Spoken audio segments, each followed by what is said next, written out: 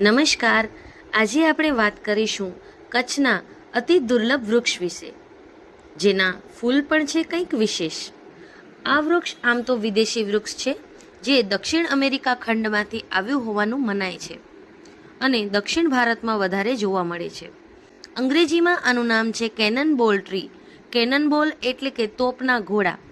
આ વૃક્ષના થડ પર તોપના ઘોડા જેવા ફળ લાગે છે, જે ખૂબ મોટા, વજનદાર અને ગોળ હોય છે.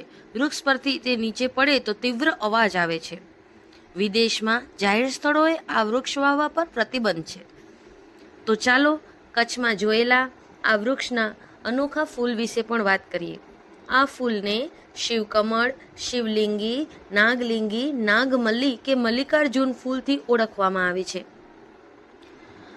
આ ફૂલમાં નાગના ફેણની છત્રછાયામાં શિવલિંગના દર્શન થાય છે. આપ જોઈ શકો છો કે આ ફૂલ કેટલું સુંદર છે. આ ફૂલમાંથી અતિ તીવ્ર સુગંધ પણ આવતી હતી. એક વૃક્ષમાં અનેક ફૂલ જોવા મળ્યા હતા.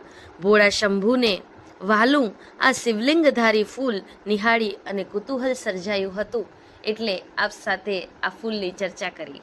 ખૂબ ખૂબ ધન્યવાદ.